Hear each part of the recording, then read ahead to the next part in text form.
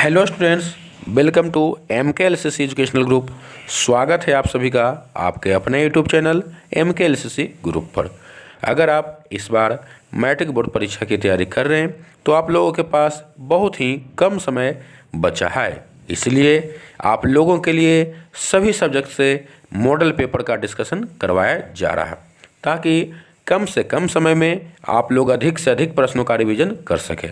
तो चलिए क्लास को स्टार्ट करते हैं। सभी लोग वीडियो को लाइक और दोस्तों पर अधिक से अधिक शेयर कर दें ताकि इस लाइव क्लास में अधिक से अधिक संख्या में स्टूडेंट जुड़ सकें। तो ये रहा आज के मॉडल सेट 1 का क्वेश्चन 1। कहा जा रहा है, भीमराव अंबेडकर बेरोजगारी का प्रमुख और अप्रत्यक्ष कारण किसे मानते हैं? डॉक्टर भीमराव अंबेडकर बेरोजगारी का प्रमुख और अप्रत्यक्ष कारण किसे मानते हैं? तो इस प्रश्न का सही उत्तर है जाति प्रथा को। जाति प्रथा को डॉक्टर भीमराव अंबेडकर बेरोजगारी का प्रमुख और प्रत्यक्ष कारण मानते हैं। Next question, question number 2। कहा जा रहा है, अंबेडकर की दृष्टि से भाईचारे का वास्तविक रूप कैसा होता है? अंबेडकर की दृष्टि से भाईचारे का वास्तविक रूप कैसा होता है? तो याद रखेंगे, अंबेडकर की दृष्टि से भाईचारे का वास्तविक रूप दूध और पानी के मिश्रण की तरह होता है। तो इस प्रश्न का सही उत्तर है ऑप्शन बी। आज का क्लास हम लोग हिंदी के मॉडल सेट 1 देख रहे हैं। आज के क्लास में ध्यान देंगे, हिंदी के मॉडल सेट 1 का डिस्कशन कर रहे हैं और आप लोग लाइव क्लास से जुड़े हुए हैं। वीडियो के नीचे लाइव चैट का ऑप्शन है, आप लोग जिस भी प्रश्न का उत्तर मालूम रहे उसमें जरूर दें। और जो भी स्टूडेंट इस क्लास को बाद में देख रहे हैं तो वे अपना उत्तर कमेंट बॉक्स में देंगे, क्योंकि लाइव चैट का ऑप्शन सिर्फ लाइव क्लास में रहती है।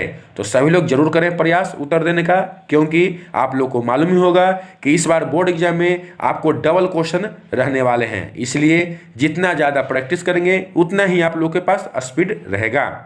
इसलिए ज़्यादा से ज़्यादा प्रश्नों का प्रैक्टिस करें। Next question, question number 3। कहा जा रहा है, मदन किसका पुत्र था? मदन किसका पुत्र था? सभी लोग प्रयास जरूर करें उत्तर देने का। बहुत ही आसान और भिव्य प्रश्न आप लोग के सामने है। हिंदी मॉडल सेट 1 का क्वेश्चन हम लोग देख रहे हैं। मदन किसका पुत्र था? बहुत बढ़िया, कुछ लोग का उत्तर आ रहा है। चलिए, तो याद रखेंगे, मदन गिरधर का पुत्र था। किसका पुत्र था? गिरधर का। इस प्रश्न का सही उत्तर है option B. Next question, question number 4। 20 के दांत कैसी कहानी है? 20 के दांत कैसी कहानी है? सभी लोग बताएं कि 20 के दांत कैसी कहानी है। आप लोग हिंदी बुक को अच्छी तरह से पढ़े हैं, आप लोग को मालूम ही होगा कि 20 के दांत जो कहानी है वह किस तरह की कहानी है, सामाजिक, ऐतिहासिक, धार्मिक या मनोवैज्ञानिक? बताइए बाबू, 20 के दांत कैसी कहानी है? चलिए, तो याद रखेंगे, 20 के दांत मनोवैज्ञानिक कहानी है। कैसी कहानी है? मनोवैज्ञानिक। इस प्रश्न का सही उत्तर हो गया ऑप्शन डी। अगर यह क्लास आप लोग को अच्छा लग रहा है, वीडियो को लाइक करें और दोस्तों पर ज़्यादा से ज़्यादा शेयर करें। अगर आप अभी तक हमारे इस चैनल को सब्सक्राइब नहीं किए हैं तो वीडियो के नीचे लाल बटन दबाकर चैनल को सब्सक्राइब कर दें और बगल में जो बेल आइकन है उसे जरूर बजाएं ताकि आप तक सभी क्लास की नोटिफिकेशन पहुँच सके। अगर आप हमारे व्हाट्सएप ग्रुप या टेलीग्राम ग्रुप से जुड़ना चाहते हैं तो हमारे इस वीडियो के डिस्क्रिप्शन में लिंक दिया हुआ है, वहां क्लिक कर आप व्हाट्सएप ग्रुप या टेलीग्राम ग्रुप से जुड़ सकते हैं। जुड़ने के बाद आपको सभी स्टडी मटेरियल डेली PDF आप प्राप्त कर सकते हैं। तो नेक्स्ट क्वेश्चन, प्रत्न मानव का अर्थ है? प्रत्न मानव का अर्थ है क्या? प्रत्न मानव का अर्थ क्या है? तो याद रखेंगे, प्रत्न मानव का अर्थ प्राचीन मानव होता है। क्या होता है? प्राचीन मानव। तो इस प्रश्न का सही उत्तर है ऑप्शन सी। नेक्स्ट क्वेश्चन, हरकस थे। हरकस कौन थे? क्वेश्चन नंबर 6 का सही उत्तर दीजिए बाबू। हरकस कौन थे? कुछ लोग अच्छा प्रयास कर रहे हैं, इसी तरह से मेहनत करते रहें और आगे बढ़ते रहें। बताइए बाबू, हरकस कौन थे? चलिए, तो याद रखेंगे, हरकस वनस्पति वैज्ञानिक थे। कौन थे? वनस्पति वैज्ञानिक। तो इस प्रश्न का सही उत्तर है ऑप्शन ए। नेक्स्ट क्वेश्चन, बेतमा कहाँ है? बेतमा कहाँ है? बताइए, बेतमा कहाँ है? बहुत ही आसान प्रश्न है। हिंदी का जितने भी प्रश्न देख रहे हैं बहुत ही आसान। अगर आप लोग ध्यान से किताब को पढ़े हैं, किताब को समझे हैं, तो सभी प्रश्नों का उत्तर आप आसानी से दे सकते हैं। तो बताइए, बेतमा कहाँ है? चलिए, तो बेतमा कहाँ है बाबू? तो बेतमा इंदौर के पास है। कहाँ है? इंदौर के पास। तो इस प्रश्न का सही उत्तर है ऑप्शन ए। हम लोग डेली एक मॉडल सेट का प्रैक्टिस कर रहे हैं प्रत्येक दिन। कल हम लोग सोशल साइंस से मॉडल सेट 1 का डिस्कशन किए थे, आज हम लोग हिंदी से देख रहे हैं। कल इसी तरह अगले सब्जेक्ट से देखेंगे। हम लोग ज़्यादा से ज़्यादा मॉडल सेट का प्रैक्टिस करेंगे ताकि आप लोग को बोर्ड एग्जाम में ज़्यादा से ज़्यादा सहूलियत मिले और जल्द से जल्द क्वेश्चन को हल कर सकें। नेक्स्ट क्वेश्चन की ओर बढ़ रहे हैं। Question number 8। रिश्तेदार की पत्नी के कितने रुपये खो गए थे? रिश्तेदार की पत्नी के कितने रुपये खो गए थे? 11 रुपये, 50 रुपये, 20 रुपये या 100 रुपये? आप लोग कहानी पढ़े थे हिंदी में। चलिए बहुत बढ़िया। उनके यहाँ रिश्तेदार आए थे तो उनकी पत्नी के कितने रुपये खो गए थे? तो याद रखेंगे रिश्तेदार के पत्नी के 11 रुपये खो गए थे। कितना? 11 रुपये, 11। चलिए नेक्स्ट क्वेश्चन। शेक्सपियर कौन थे? जल्दी बताइए बाबू, शेक्सपियर कौन थे? चलिए तो याद रखेंगे शेक्सपियर नाटककार थे। कौन थे? नाटककार। तो इस प्रश्न का सही उत्तर है ऑप्शन ए। Next question. हम लोग कम से कम समय में ज़्यादा से ज़्यादा प्रश्नों का डिस्कशन करेंगे क्योंकि अब बहुत ही कम समय आप लोग के पास बचा है। इसलिए जितना ज़्यादा प्रैक्टिस करेंगे क्वेश्चन का उतना ही आप लोग को बोर्ड एग्जाम में सहूलियत मिलेगी क्योंकि इस बार दुगने प्रश्न आप लोग के सामने आएंगे। उसमें से मात्र 50% ही हल करना है, मगर आपको सभी के सभी क्वेश्चन को पढ़ना होगा तभी ही उसमें से 50% बनाएंगे। इसलिए आप ज़्यादा से ज़्यादा प्रैक्टिस करें क्योंकि आप लोग के पास समय कम से कम है। कम से कम समय में ज़्यादा से ज़्यादा प्रश्नों को पढ़ने का क्षमता आपके पास होना चाहिए। इसलिए प्रैक्टिस जितना हो सके जितना ज़्यादा करें। चलिए तो नेक्स्ट क्वेश्चन कर रहा है बिरजू महाराज को संगीत नाटक अकादमी पुरस्कार कब प्राप्त हुआ? बिरजू महाराज को संगीत नाटक अकादमी पुरस्कार कब प्राप्त हुआ? तो याद रखेंगे 1965 ईस्वी। बहुत बढ़िया। 1965 ईस्वी में बिरजू महाराज को संगीत नाटक अकादमी पुरस्कार प्राप्त हुआ। Next question. शहर अब भी संभावना है, यह कृति किसकी है? शहर अब भी संभावना है, यह कृति किसकी है? बताइए। शहर अब भी संभावना, यह कृति किसकी है? तो याद रखेंगे यह कृति अशोक वाजपेयी की है। शहर अब भी संभावना है, यह कृति अशोक वाजपेयी जी की है। चलिए next question. Question number 12। Santu मछली लेकर क्यों भागा? हम लोग आज मॉडल सेट 1 हिंदी का देख रहे हैं, इसलिए आप लोग अंत तक जरूर जुड़े रहें और जितना हो सके ज़्यादा से ज़्यादा प्रश्नों का डिस्कशन करें। तो संतू मछली लेकर क्यों भागा? बेचने के लिए, खाने के लिए, काटने के लिए या कुएं में डालने के लिए? चलिए तो याद रखेंगे संतू मछली लेकर कुएं में डालने के लिए भागा। किस लिए भागा था? कुएं में डालने के लिए। तो इस प्रश्न का सही उत्तर है option D. Next question. Sulochana क्या थी? अभिनेत्री, मंत्री, गायिका या नर्तकी? बताइए सुलोचना कौन थी? सुलोचना आखिर क्या थी बाबू? चलिए याद रखेंगे सुलोचना एक अभिनेत्री थी। क्या थी? अभिनेत्री। इस प्रश्न का सही उत्तर है ऑप्शन ए। अगर यह क्लास आप लोग को अच्छा लग रहा है वीडियो को लाइक करें। लाइक करने में कोई चार्ज नहीं लगती बाबू। आप लोग भी हमें सपोर्ट करें ताकि इसी तरह से डेली आप लोग के लिए लाइव क्लास लेकर आते रहें। इसलिए आप लोग वीडियो को लाइक और चैनल को सब्सक्राइब नहीं किए हैं तो वीडियो के नीचे लाल बटन दबाकर चैनल को जरूर सब्सक्राइब करें। तो नेक्स्ट क्वेश्चन नंबर 14 कहा जा रहा है टॉलस्टॉय कौन थे? तो याद रखेंगे टॉलस्टॉय रूसी लेखक थे टॉलस्टॉय। Next question number 15। आप लोग भी अपना उत्तर जरूर दें बाबू। अगर किसी भी प्रश्न का उत्तर आप लोग को मालूम हो उसे लाइव चैट में जरूर लिखें। चलिए और अंत में कमेंट बॉक्स में जरूर बताएं कि कितने प्रश्न का उत्तर आप लोग का सही हुआ। गुरु नानक का जन्म कहाँ हुआ था? क्वेश्चन नंबर 15 बताइए गुरु नानक का जन्म कहाँ हुआ था? लुधियाना में, राजस्थान, नानकाना साहब में या गुजरात में? गुरु नानक का जन्म कहाँ हुआ था? चलिए बहुत बढ़िया। गुरु नानक का जन्म नानकाना साहब में हुआ था। इस प्रश्न का सही उत्तर है ऑप्शन सी। Next question. रही रास किसकी कृति है? तो याद रखेंगे रही रास किसकी कृति है? गुरु नानक की कृति है रही रास। Next question number 17। किसने कहा था? किसने कहा था? इन मुसलमान हरिजन पैकोटी हिंदू वाड़िए। इन मुसलमान हरिजन पैकोटी हिंदू वाड़िए, किसने कहा था? बताइए बाबू। इन मुसलमान हरिजन पैकोटी हिंदू वाड़िए, किसने कहा था? तो याद रखेंगे, यह पंक्ति भारतेंदु हरिश्चंद्र ने कहा था। यह पंक्ति कौन कहा था? भारतेंदु हरिश्चंद्र। चलिए नेक्स्ट क्वेश्चन, मनमानिक। मनमानिक में कौन सा अलंकार है? मनमानिक में कौन सा अलंकार है? हम लोग हिंदी का मॉडल सेट 1 देख रहे हैं।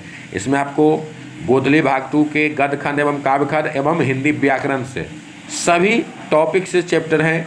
कुल मिलाकर आपको 50 प्रश्नों का इसमें संग्रह किया गया है मॉडल सेट 1 में, इसलिए आप लोग अंत तक जरूर जुड़ रहे हैं और प्रैक्टिस जरूर करें। तो मनमानिक में कौन सा अलंकार है? तो याद रखेंगे, मनमानिक में रूपक अलंकार है। इस प्रश्न का सही उत्तर है option C. Next question, question number 19, Premdhan. Premdhan में किस युग के कवि थे? प्रेमधन किस युग के कवि थे? तो याद रखेंगे, प्रेमधन किस युग के कवि थे? भारतेंदु युग के। याद रखेंगे, प्रेमधन भारतेंदु युग के कवि थे।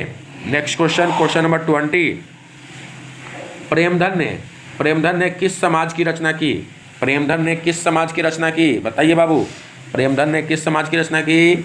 चलिए याद रखेंगे, रसिक समाज। रसिक समाज की रचना की थी किन्होंने? प्रेमधन ने। नेक्स्ट क्वेश्चन, क्वेश्चन नंबर 21, प्रेमधन का जन्म कहाँ हुआ था?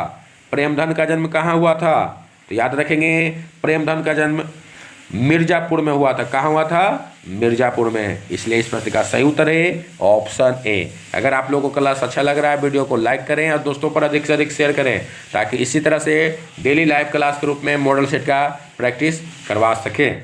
नेक्स्ट क्वेश्चन, क्वेश्चन नंबर 22, अगर आप लोग अंत तक जुड़ रहे हैं इस क्लास से, तो मुझे पूरा विश्वास है आप लोग बोर्ड एग्जाम में सही प्रश्न का उत्तर दे सकेंगे। सभी प्रश्नों का सही उत्तर दे सकेंगे, क्योंकि आपके जो बोर्ड एग्जाम में प्रश्न आने वाले हैं, इससे लगभग आपको आएंगे लगभग 90% प्रश्न इस मॉडल सेट से आने वाले हैं, इसलिए आप लोग अंत तक जरूर जुड़ रहें।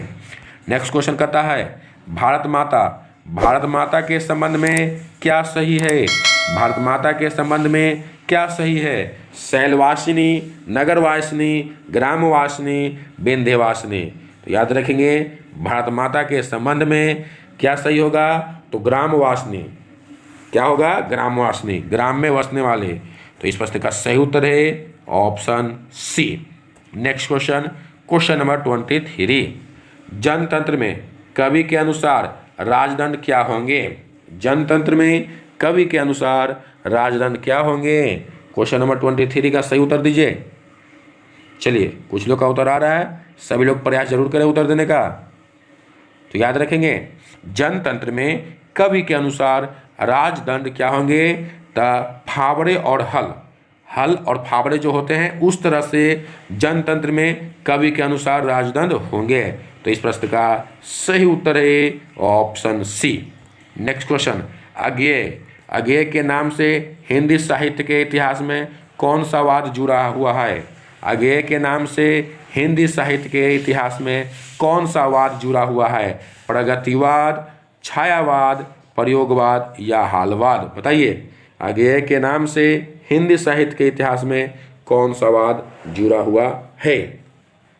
तो याद रखेंगे, अज्ञेय के नाम से हिंदी साहित्य के इतिहास में जो वाद जुड़ा हुआ है उसका नाम है प्रयोगवाद। क्या है? प्रयोगवाद। इसलिए इस प्रश्न का सही उत्तर होगा ऑप्शन सी। नेक्स्ट क्वेश्चन, कुंवर नारायण कैसे कवि हैं? कुंवर नारायण कैसे कवि हैं? रहस्यवादी, छायावादी, हालावादी या संवेदनशील? तो सभी लोग याद रखेंगे, कुंवर नारायण जो कवि थे वे संवेदनशील कवि थे। कैसे कवि थे? संवेदनशील। तो इस प्रश्न का सही उत्तर है option A. Next question, Viren Dangwal किस विचारधारा के कवि हैं? वीरेन डंगवाल किस विचारधारा के कवि हैं? जनवाद, रहस्यवादी, रीतिवादी या सूफी? तो याद रखेंगे, वीरेन डंगवाल जो विचारधारा के कवि हैं वह विचारधारा जनवाद है। याद रखेंगे, वीरेन डंगवाल जनवाद विचारधारा के कवि हैं। तो इस प्रश्न का सही उत्तर है ऑप्शन ए।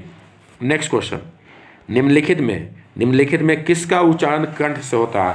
कंठ से किसका उच्चारण होता है? प, स, ज या ख? बताइए किसका उच्चारण कंठ से होता है? चलिए बहुत बढ़िया, इसी तरह से प्रयास करते रहे। ख का उच्चारण कंठ से होता है, इसलिए इस प्रश्न का सही उत्तर है option D. Next question, Hindi में अंतस्थ वर्ण की संख्या कितनी है? हिंदी में अंतस्थ वर्ण की संख्या कितनी है? 2, 3, 4 या 5? बताइए हिंदी में अंतस्थ वर्ण की संख्या कितनी है? क्वेश्चन नंबर 28 का सही उत्तर दीजिए। चलिए बहुत बढ़िया, कुछ लोग का उत्तर सही आ रहा है, तो याद रखेंगे हिंदी में अंतस्थ वर्ण की संख्या 4 है, इसलिए इस प्रश्न का सही उत्तर है option C. Next question, Ramesh का सही विच्छेद होगा? रमेश का सही संधि विच्छेद होगा क्या? बताइए option A, option B, option C या ऑप्शन डी? सभी ऑप्शन आपके सामने है। रमेश का सही संधि विच्छेद क्या होगा? र जोड़ मेष, रमा जोड़ एस या रम जोड़ एस, रमा जोड़ इस? बताइए रमेश का संधि विच्छेद। बहुत ही आसान सा सवाल है, चलिए तो याद रखेंगे रमा जोड़ इस रमेश का सही संधि विच्छेद है, तो इस प्रश्न का सही उत्तर है ऑप्शन डी। चलिए नेक्स्ट क्वेश्चन की ओर बढ़ रहे हैं। आप लोग अंत तक जरूर जुड़ रहे हैं और ज़्यादा से ज़्यादा प्रश्नों का डिस्कशन करें। यशोदा का सही संधि विच्छेद होगा? यशोदा का सही संधि विच्छेद होगा? चलिए बताइए क्वेश्चन नंबर 30 का सही उत्तर क्या है? तो याद रखेंगे यशोदा का सही संधि विच्छेद ऑप्शन ए। ऑप्शन ए इस प्रश्न का सही उत्तर होगा।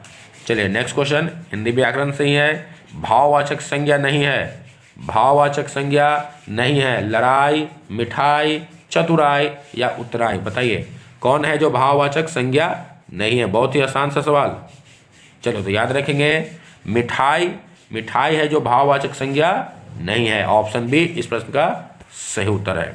नेक्स्ट क्वेश्चन, व्यक्तिवाचक संज्ञा इनमें से कौन है? व्यक्तिवाचक संज्ञा इनमें से कौन है? यमुना, गाय, पहाड़ या आम? बताइए क्वेश्चन नंबर 32 का सही उत्तर क्या होगा? व्यक्तिवाचक संज्ञा इनमें से कौन है?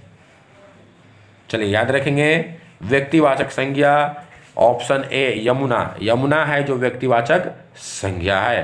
इस प्रश्न का सही उत्तर है ऑप्शन ए। नेक्स्ट क्वेश्चन, पुरुषवाचक सर्वनाम नहीं है। ध्यान देंगे कुछ लोग जल्दीबाजी में सही उत्तर नहीं दे पाते हैं, इसलिए प्रश्न को अंत तक जरूर देखें। पुरुषवाचक सर्वनाम नहीं है आपसे पूछा जा रहा है, तो याद रखेंगे पुरुषवाचक सर्वनाम इनमें से कौन नहीं है? आपको, उनको, जिनको या हमको? कौन ऑप्शन सही होगा इस प्रश्न का? चलिए तो याद रखेंगे पुरुषवाचक सर्वनाम कौन नहीं है? तो जिनको, ऑप्शन सी इस प्रश्न का सही उत्तर है। नेक्स्ट क्वेश्चन नंबर 34, निम्नलिखित वाक्यों में से किस वाक्य में सर्वनाम का अशुद्ध प्रयोग हुआ है? निम्नलिखित वाक्यों में से किस वाक्य में सर्वनाम का अशुद्ध प्रयोग हुआ है? ऑप्शन ए कह रहा है वह स्वयं नहीं आना चाहती, ऑप्शन बी आपके आग्रह पर मैं दिल्ली जा सकता हूँ, ऑप्शन सी मैं तेरे को एक घड़ी दूंगा, और ऑप्शन डी मुझे इस बैठक की सूचना नहीं थी। तो बताइए किस वाक्य में सर्वनाम का अशुद्ध प्रयोग हुआ है? क्वेश्चन नंबर 34 का सही उत्तर दीजिए। चलिए बहुत ही बढ़िया, कुछ लोग उत्तर देने का प्रयास कर रहे हैं। ऑप्शन सी है जो इस प्रश्न का सही उत्तर है। मैं तेरे को एक घड़ी दूंगा, इस वाक्य में सर्वनाम का अशुद्ध प्रयोग हुआ है। चलिए नेक्स्ट क्वेश्चन नंबर 35। कुल हम लोग 50 प्रश्नों का डिस्कशन करेंगे। कौन सा शब्द स्त्रीलिंग है? सहारा, सूचीपत्र, सियार या परिषद? कौन सा शब्द स्त्रीलिंग है? बहुत ही आसान सा प्रश्न आप लोग के सामने है, बताइए 35 का सही उत्तर। और ध्यान देंगे जो भी स्टूडेंट इस क्लास को बाद में देख रहे हैं अपना उत्तर कमेंट बॉक्स में देंगे, क्योंकि लाइव चैट का ऑप्शन सिर्फ लाइव क्लास में रहती है। तो याद रखेंगे कौन शब्द स्त्रीलिंग है?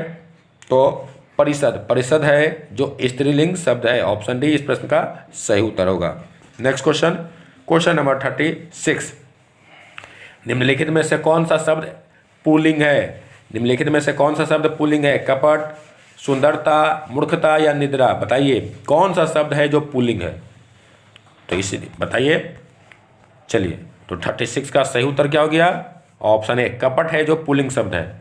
कपट पुल्लिंग शब्द है। ऑप्शन ए इस प्रश्न का सही उत्तर होगा। अगर यह क्लास आप लोग को अच्छा लग रहा है, वीडियो को लाइक करें और दोस्तों पर ज़्यादा से ज़्यादा शेयर करें, ताकि इस क्लास का लाभ अधिक से अधिक संख्या में स्टूडेंट उठा सके। अगर आपने अभी तक इस चैनल को सब्सक्राइब नहीं किया है तो वीडियो के नीचे लाल बटन दबाकर चैनल को सब्सक्राइब कर दें और बगल में जो बेल आइकन है उसे बजा दें, ताकि आप तक सभी क्लास की नोटिफिकेशन पहुंच सके। नेक्स्ट क्वेश्चन 37 नंबर का रहा है, निम्नलिखित में कौन सा शब्द एक वचन नहीं है? निम्नलिखित में कौन सा शब्द एक वचन नहीं है? तो याद रखेंगे, समाचार, आग, हवा, वर्षा, इसमें से कौन शब्द एक वचन नहीं है? तो इनमें से जो समाचार है वह एक वचन नहीं है। ऑप्शन ए इस प्रश्न का सही उत्तर है। नेक्स्ट क्वेश्चन 38, वचन, वचन का क्या अर्थ होता है? वचन का क्या अर्थ होता है? कहना, संख्या, बताना या ये सभी? क्वेश्चन नंबर 38 का सही उत्तर दीजिए। वचन का क्या अर्थ होता है? तो याद रखेंगे, वचन का अर्थ कहना भी होता है, संख्या भी होता है, बताना भी होता है। इसलिए कह सकते हैं कि इस प्रश्न का सही उत्तर ऑप्शन डी, ये सभी। चलिए आगे बढ़ रहे हैं नेक्स्ट क्वेश्चन की ओर। क्वेश्चन नंबर 39, हम लोग क्लास के अंत में पहुंच रहे हैं, इसलिए आप लोग अंत तक जुड़े रहें और प्रयास जरूर करें उत्तर देने का। जितना ज़्यादा प्रयास करेंगे उतना ही आप लोगों के लिए फायदेमंद रहेगा। जहाँ कर्ता स्वयं काम न करके दूसरों को करने के लिए प्रेरणा देता है, वह कौन सी क्रिया होगी? बहुत ही महत्वपूर्ण प्रश्न आप लोगों के सामने है। कह रहा है, जहाँ कर्ता स्वयं काम न करके दूसरों को करने की प्रेरणा देता है, वह कौन सी क्रिया होगी? प्रेरणार्थक क्रिया, सकर्मक क्रिया, संयुक्त क्रिया या रंजक क्रिया? 39 नंबर प्रश्न का सही उत्तर क्या होगा? चलिए याद रखेंगे, प्रेरणार्थक क्रिया, अपने न करके दूसरे को करने की प्रेरणा देता है। अगर आप ध्यान से इस प्रश्न को देखेंगे तो आपका इस प्रश्न का उत्तर आपको साफ साफ झलकेगा, दिखाई देगा। आपको ज़्यादा सोचने की जरूरत नहीं है। प्रेरणार्थक क्रिया, ऑप्शन ए इस प्रश्न का सही उत्तर होगा। चलिए नेक्स्ट क्वेश्चन की ओर बढ़ रहे हैं। आप लोग के पास बहुत ही कम समय बचा है, इसलिए आप लोग ज़्यादा से ज़्यादा प्रश्नों का प्रैक्टिस करें।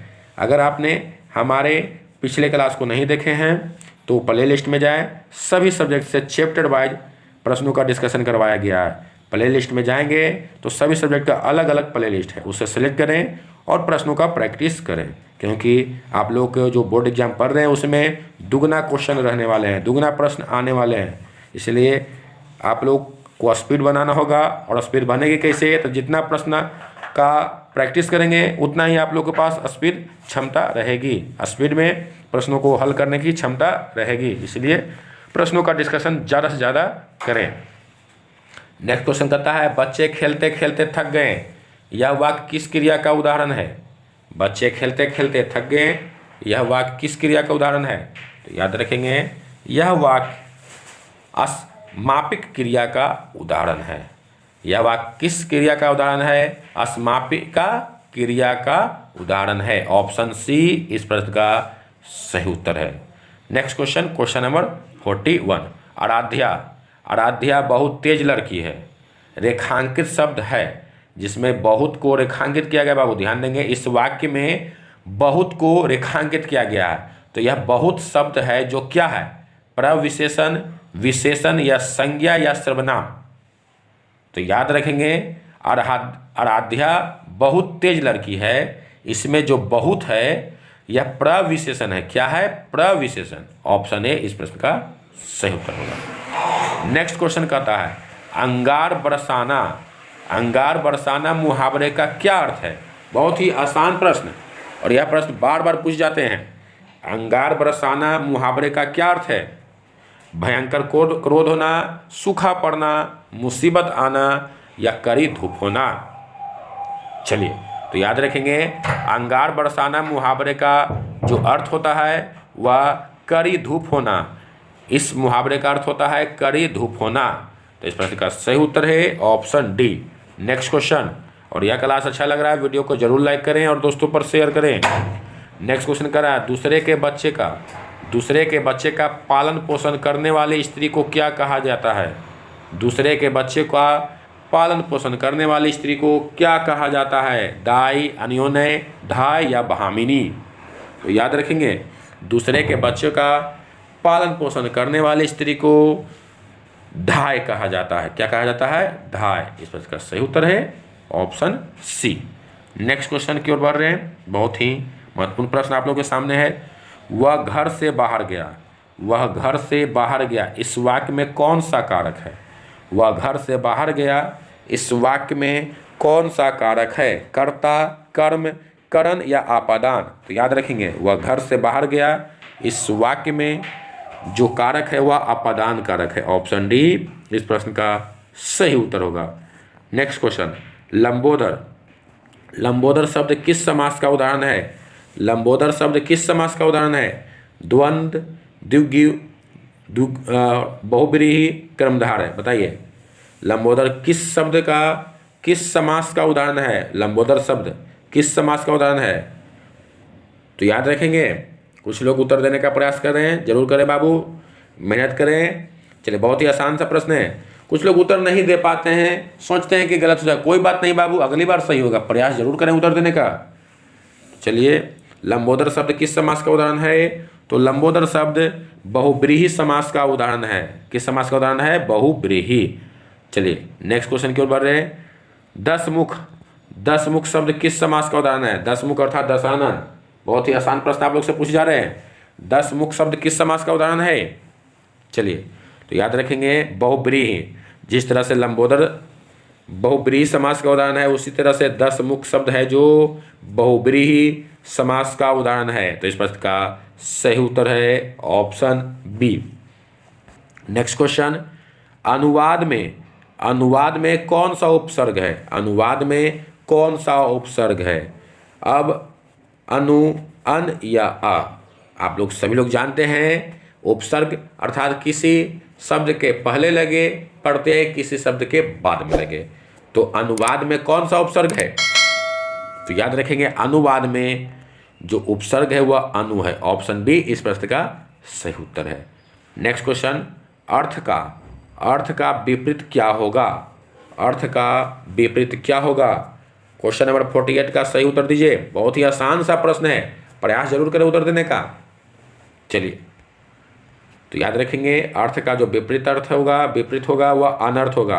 अर्थ का विलोम जिसे भी कह सकते हैं बाबू, विलोम शब्द भी कह सकते हैं या विपरीत कह सकते हैं। तो इस प्रश्न का सही उत्तर है ऑप्शन सी। नेक्स्ट क्वेश्चन कर रहा है, विज्ञान में कौन सा प्रत्यय है?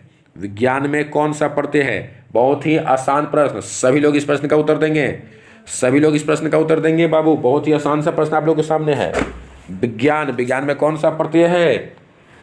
चलिए, बहुत ही बढ़िया। चलिए, जो भी स्टूडेंट इस प्रश्न का उत्तर नहीं दे रहे हैं, प्रयास जरूर करें बाबू, क्योंकि बहुत ही आसान सा प्रश्न आप लोग से पूछा जा रहा है। तो याद रखेंगे, विज्ञान में जो प्रत्यय लगा हुआ है वह कौन सा प्रत्यय लगा हुआ है? आन, आन प्रत्यय लगा हुआ। ऑप्शन सी इस प्रश्न का सही उत्तर होगा। नेक्स्ट क्वेश्चन की ओर बढ़ रहे हैं, और यह प्रश्न आज के मॉडल सेट 1 का लास्ट प्रश्न होगा बाबू। इनमें पक्षी का पर्यायवाची शब्द कौन है? इनमें पक्षी का पर्यायवाची शब्द कौन है? गरुड़, कबूतर, परिंदा या छिती? आप लोग इस शब्द को सुने होंगे, इसलिए इस प्रश्न का सही उत्तर आप आसानी से दे सकते हैं। पक्षी का पर्यायवाची शब्द कौन है? बहुत बढ़िया, पूरा विश्वास से आप लोग सही उत्तर दे पाएंगे। चलिए, बहुत बढ़िया, ऑप्शन सी इस प्रश्न का सही उत्तर है, परिंदा। पक्षी का पर्यायवाची शब्द कौन होगा? परिंदा। तो इस प्रश्न का सही उत्तर है ऑप्शन सी। तो आज हम लोग हिंदी मॉडल सेट 1 का प्रैक्टिस किए हैं। इसी तरह से हम लोग डेली एक सब्जेक्ट से मॉडल सेट का प्रैक्टिस करेंगे। कल हम लोग सोशल साइंस से प्रैक्टिस किए थे। अगर आप लोगों ने अभी तक उस क्लास को नहीं देखे हैं तो हमारे चैनल पर जाएं, आपको सोशल साइंस का मॉडल सेट 1 का क्लास मिल जाएगा। कम से कम समय में ज़्यादा से ज़्यादा प्रश्नों का डिस्कशन करवाया गया है, इसलिए आप लोग जरूर देखें। अगर आप चाहते हैं कि चैप्टर वाइज डिस्कशन को देखें तो प्ले लिस्ट में जाएँ, सभी सब्जेक्ट का अलग अलग प्ले लिस्ट बना हुआ है, उसको सेलेक्ट करें और सभी विषय से चैप्टर वाइज प्रश्नों का डिस्कशन जरूर कर लें। तो आज का क्लास आप लोग कैसा लगा कमेंट बॉक्स में जरूर लिखें, और कितने प्रश्नों का उत्तर सही हुआ आज के क्लास में। तो फिर मिलेंगे next day next lab class में। तब तक के लिए धन्यवाद। सभी लोग वीडियो को लाइक, और जो भी स्टूडेंट आज नए हैं या अभी तक चैनल को सब्सक्राइब नहीं किए हैं तो वीडियो के नीचे लाल बटन दबाकर चैनल को सब्सक्राइब कर दें और बगल में जो बेल आइकन है उसे बजा दें। गुड नाइट, शुभ रात्रि।